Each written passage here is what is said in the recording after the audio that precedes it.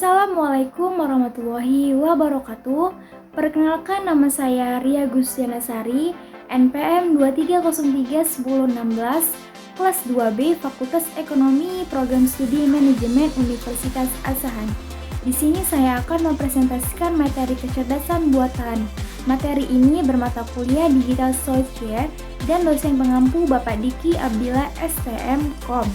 Materi presentasi ini saya ambil dari pengarang Thoyibah Munawaroh, Niki Ratama, dan ISB 9786236352267 dan jurnal materi kecerdasan buatan. Dan di sini saya akan sedikit membahas tentang materi kecerdasan buatan. Pasti di sini ada dong yang sudah tahu atau ada yang belum tahu tentang materi kecerdasan buatan. Dan buat yang belum tahu, kalian bisa melihat video presentasi saya di sini. Saya akan membahas tentang kecerdasan buatan. 1. Kecerdasan buatan. Kecerdasan buatan merupakan suatu proses menanamkan program pada sebuah mesin sehingga mesin tersebut bisa beroperasi layaknya seperti manusia. Kecerdasan buatan banyak digunakan di berbagai kehidupan, sebagai contoh alat pendeteksi penyakit sistem lalu lintas dan lainnya. Manusia diwajibkan untuk belajar dan memecahkan banyak persoalan kehidupan. Persoalan tersebut membawa manusia pada sebuah perjuangan untuk membuktikan suatu melalui proses penelaah dan bernalar. Dengan demikian, bisa dihasilkan sebuah kesimpulan dari permasalahan berdasarkan pengetahuan yang ada, sehingga dengan bekal pengetahuan dibantu dengan algoritma dan metode membuat sebuah komputer menjadi komputer pintar. 2. Sejarah kecerdasan buatan. Sebuah sistem yang bagus harus berhubungan dengan kecerdasan buatan. Banyak penerapan kecerdasan buatan yang telah digunakan untuk kebutuhan rumah tangga atau kehidupan sehari-hari. Misalnya AC yang akan berhawa dingin ketika ada seseorang pada ruangan tersebut. Tentunya AC tersebut menggunakan algoritma sehingga dikatakan kecerdasan. Kebutuhan kecerdasan mulai meningkat setelah 20 tahun terakhir ini. Hal ini juga ditandai dengan semakin meningkatnya kebutuhan. 3. Perbandingan program biasa dengan kecerdasan buatan. Program biasa atau program komputer secara konvensional alurnya berdasarkan algoritma, yaitu rumus matematik terhadap suatu penyelesaian. Algoritma mengarahkan kepada komputer melalui sebuah instruksi hal apa yang harus dilakukan. Data yang digunakan bisa berupa angka, huruf, simbol. Melalui algoritma bisa menuntaskan sebuah problem atau masalah. Manipulation symbols merupakan sistem untuk kecerdasan buatan based on referensi huruf, kata, atau angka. Merupakan contoh dari yang berhubungan dengan objek, bisa terdiri dari beberapa macam, contohnya manusia, benda, fakta, dan pikiran atau lain-lainnya. Simbol dan objek yang berhubungan menciptakan basic, menghasilkan program solving berbanding. 4. Bagian kecerdasan buatan. Kecerdasan buatan merupakan permasalahan yang banyak sekali melalui evaluasi untuk menghasilkan sebuah teori. Ada dua, yaitu A. Pola, cara mempresentasikan sebuah fakta ke dalam simbol atau dengan kata lain logika matematik. B. Inferensi, yaitu pengetahuan dan penalaran yang masuk akal. Sebuah perencanaan dibuat dari fakta umum sehingga timbul strategi untuk mencapai tujuan. Strategi berupa urutan sebagai berikut. A. Epistemologis, yaitu pembelajaran tentang asal-usul, karakter, dan keterikatan. B. Ontologis, yaitu pengetahuan tentang keberadaan dan keabsahan.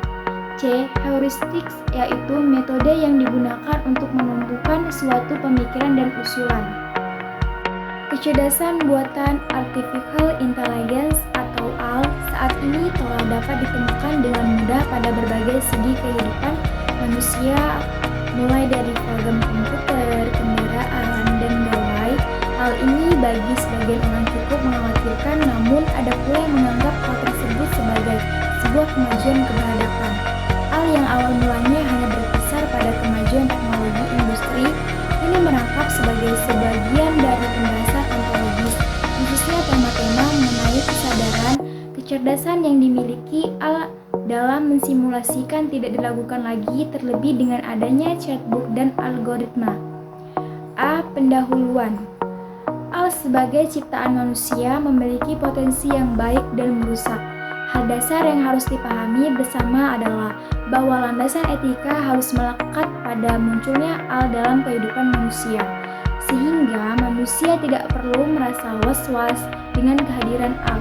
Namun, kelahiran Al tidak dibidangi oleh para pemuka agama, filsuf, dan orang-orang spiritualis. Kelahiran Al murni kemunculan dari kebutuhan industri.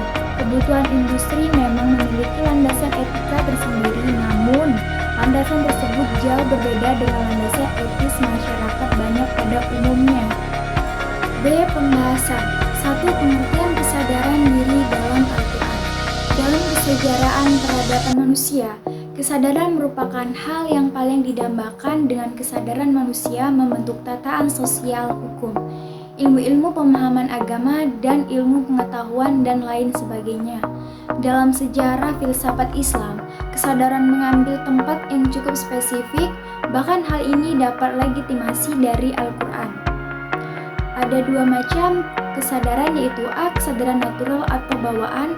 Manusia memang terlahir dengan kesadaran bawaan. Kesadaran dalam bentuk ini adalah Basair, jurnal studi Al-Quran dan tafsir.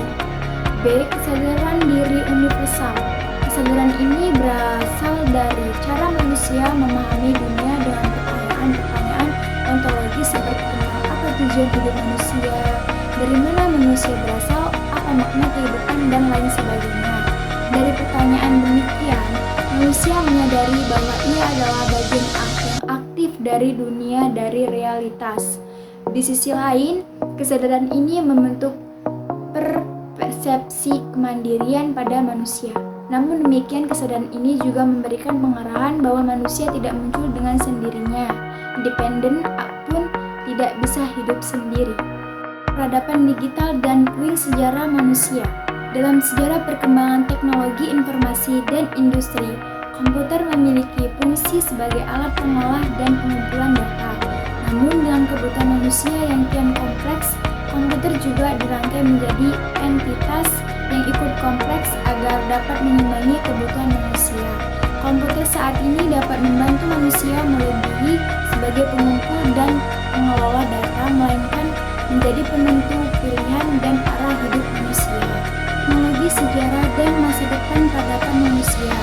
Dengan kehadiran Al, peradaban manusia mengalami perubahan yang drastis. Bukan hanya mampu memecahkan masalah, Al juga dapat menggantikan otoritas yang dipegang oleh manusia seperti pendidikan, menyelesaikan masalah, mencari pemecahan jawaban dalam bidang yang lebih luas. Al dinilai mampu menganalisa ekonomi, pun saat ini ada mata uang digital kripto. Al juga bisa menjawab dan ahli dalam hal dalil-dalil keagamaan yang biasanya dipegang oleh pemuka agama. C. Kesimpulan, dalam Al-Quran kesadaran adalah hal yang ditentukan oleh manusia, sebab manusia memiliki standarnya sendiri. Individu yang diberikan kebebasan untuk memilih, merasa, dan dinamis dalam bertindak. Nilai dan moral yang ada pada kesadaran manusia ditentukan oleh banyak hal, dan disimulasi bukanlah satu-satunya acuan manusia.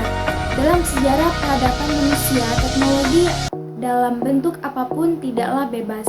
Nilai ada detensi yang harus dijalani, begitu juga dengan kemajuan teknologi Al yang sama sekali tidak bebas nilai.